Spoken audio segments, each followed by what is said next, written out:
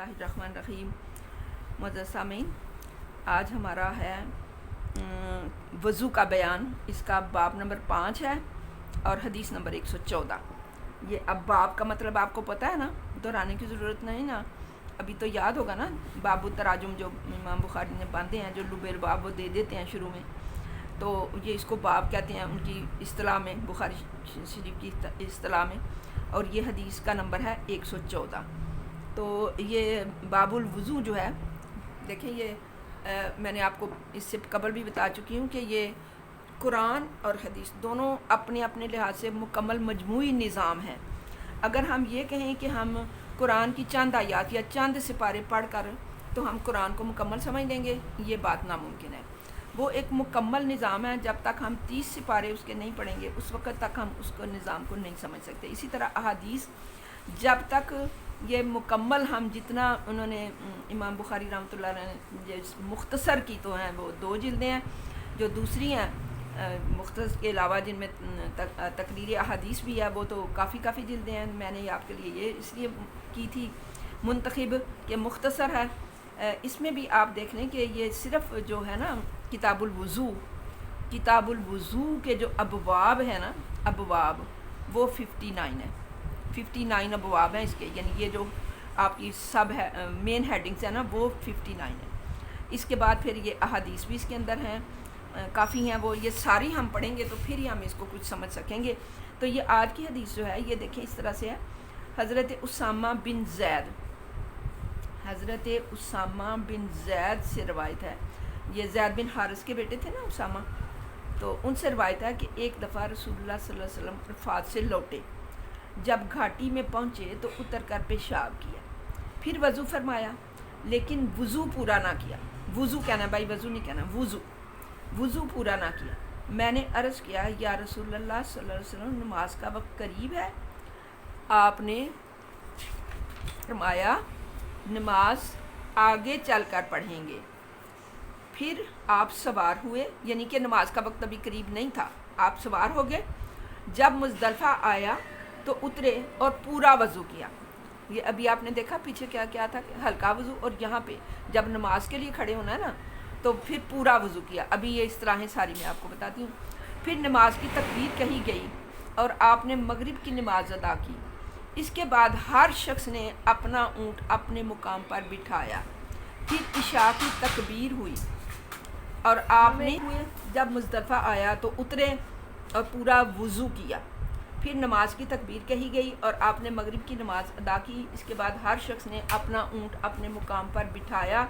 پھر عشاء کی تکبیر ہوئی اور آپ نے نماز پڑھی، اور دونوں کے درمیان نفل وغیرہ نہیں پڑھے۔ یہاں سے بہت ساری چیزیں ہمیں ملی ہیں، یہ دیکھتے ہیں اس کو جی۔ تو آئیے اس حدیث میں سے دیکھتے ہیں ہمیں کیا کچھ مل رہا ہے۔ بہت کچھ مل رہا ہے، الحمدللہ۔ یہ یہاں پہ اس طرح سے ہے کہ پہلے ہم نا یہ دیکھ لیں، ایک چیز کل آپ کو کافی اصطلاحات جو ہے وہ سکھائی تھیں، فقہ کا مطلب سکھایا تھا، حدث کا سکھایا تھا، اور چیزیں میں نے جو لکھی ہوئی تھیں وہ ساری آپ کو یاد ہوں گی، تو اس کو نکال کے دوبارہ حدیث کو دیکھ لیجئے۔ آج ایک چیز آپ کو بتانی ہے، حدث کا لفظ کل بتایا تھا۔ حدث کا مطلب ہے بے وضو ہو جانا، حدث کا مطلب بے وضو ہو جانا۔ اب حدث کی 2 قسمیں ہیں، حدث صغیر اور حدث کبیر۔ حدث صغیر اس کو کہتے ہیں، یہ 3 چیزیں ہیں: ریا کا خارج ہونا، مقصد سے ریا کا خارج ہونا، پیشاب یا پخانہ، ان سے انسان بے وضو ہو جاتا ہے اور اس پہ وضو لازم آتا ہے۔ اس کے بعد حدث کبیر، جنابت، اور عورتوں میں جنابت اور حیض النفاس، ان میں غسل کے بغیر چارہ نہیں، یہاں پہ خالی وضو سے کام نہیں چلے گا بلکہ غسل بھی کرنا پڑے گا۔ ہاں اگر کوئی بیماری ہے یا کوئی بہت زیادہ جو ہے وہ جواز ہے اس کا، کوئی بہت زیادہ مجبوری ہے، شرائط ہیں، تو پھر وہ جو کل آپ کو بتایا تھا قواعد فقہیہ، تو ان کے مطابق پھر آپ جو ہے وہ غسل نہ کریں اور تیمم کریں، اور تیمم جو ہے وہ غسل اور وضو دونوں کا قائم مقام ہوگا۔ تیمم جو ہے غسل اور وضو دونوں کا قائم مقام ہوگا۔ اب یہ دیکھیں یہ چیزیں ہمیں کہاں سے مل رہی ہیں کہ رسول اللہ صلی اللہ علیہ وسلم عرفات سے لوٹے۔ کیا مطلب عرفات سے لوٹے؟ یعنی جو آپ نے ایک ہی حج کیا اپنی حیات مبارکہ میں، پہلا اور آخری، وہ حج جب کیا ہے آپ نے تو آپ وقوف عرفہ کے بعد یوم عرفہ عرفات سے لوٹے، جب گھاٹی میں پہنچے تو اتر کر پیشاب کیا. یعنی یہ یاد رکھنا ہے کہ جو حدث جو ہے یہ پیغمبروں کے ساتھ ہی ہے، یہ صرف ہمارے ساتھ ہی نہیں. وہ ایک بات بتائی تھی نا کہ سوتے میں ان کا وضو نہیں ٹوٹتا، لیکن عام زندگی میں حدث پیغمبروں کے ساتھ بھی ہے. وہ بھی بے وضو ہوتے ہیں اور پھر ان کے بعد انہوں نے وضو کرنا ہوتا ہے. اب یہ کیسے کہ اگر تو نماز کا وقت قریب ہے، نماز کا وقت قریب ہے تو پھر وہ پورا وضو کریں گے. لیکن اگر نماز کا وقت دور ہے، یہاں سے ہمیں یہ پتہ چلا جو آپ صلی اللہ علیہ وسلم کا سفر تھا اور جس طرح سے آپ نے سواری سے اترے. جی میں بتا رہی تھی کہ حدث پیغمبروں کے ساتھ بھی ہے، یعنی وہ بھی بے وضو ہوتے ہیں.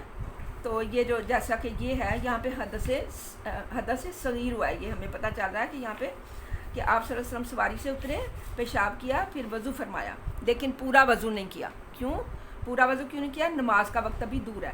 یعنی ویسے اگر ہم چاہیں تو ہلکا وضو کر سکتے ہیں. ہلکے وضو سے مراد کیا ہے؟ جو آپ نے دیکھا ہے کہ ہلکا وضو یہ ہے کہ آپ نے پانی اپنے جو ایک دفعہ جتنے بھی وہ جو چاروں اعضاء ہیں ان کے اوپر پانی بہایا، لیکن اس کو خوب نہیں ملا. لیکن جب آپ نے نماز کے لیے وضو کرنا ہے تو پھر وہ پورا وضو کرنا ہے. چلیے آئیے دیکھتے ہیں. آپ صلی اللہ علیہ وسلم نے فرمایا نماز آگے چل کر پڑھیں گے. پھر آپ سوار ہوئے، جب مزدلفہ آیا تو اترے اور پورا وضو کیا. مزدلفہ آپ کو پتہ ہے نا کون سی جگہ؟ وقوف عرفات کے بعد مزدلفہ آتے ہیں، اترتے ہیں اور یہاں پہ پھر جو ہے وہ جو مناسک حج ہیں وہ ادا کرتے ہیں. پھر نماز کی تکبیر کہی گئی. یہاں پر کیا ہوتا ہے؟ مزدلفہ میں کیا ہوتا ہے کہ نماز کی تکبیر دو دفعہ کہی جاتی ہے، ایک دفعہ مغرب کی اور پھر اس کے بعد عشاء کی. اور یہاں پہ دونوں نمازیں اکٹھی ملا کر پڑھتے ہیں. مزدلفہ میں کیا ہوتا ہے؟ مغرب اور عشاء جو ہے وہ اکٹھی ملا کر پڑھتے ہیں. اذان ایک ہوتی ہے، تکبیریں دو دفعہ کہی جاتی ہیں اور نمازیں دونوں مغرب اور عشاء اکٹھی پڑھی جاتی ہیں. یہ سنت ہے نبی صلی اللہ علیہ وسلم کی. اور آپ دیکھتے ہیں کہ ہم بھی جب بھی جو ہے وہ اللہ کے فضل سے اللہ کے گھر جاتے ہیں اور وقوف عرفات کے بعد ہم مزدلفہ جاتے ہیں تو یہ ان پیغمبر صلی اللہ علیہ وسلم کی سنت کے مطابق آپ کا ہر عمل جو ہے وہ قانون ہے. تو ہم بھی مغرب اور عشاء کی نمازیں جو ہیں وہ دونوں ملا کر پڑھتے ہیں.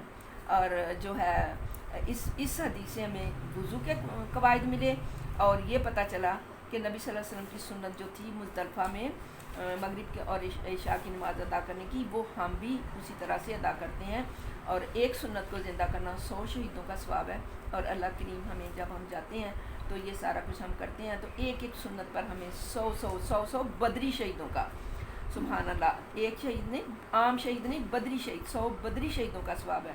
اللہ تعالیٰ یہ سارے ثواب ہمیں عطا کرے اور پیغمبر کی سنتوں کو ہمیشہ زندہ اور پائندہ رکھنے کی توفیق عطا فرمائے. آمین. وما علینا الا البلاغ.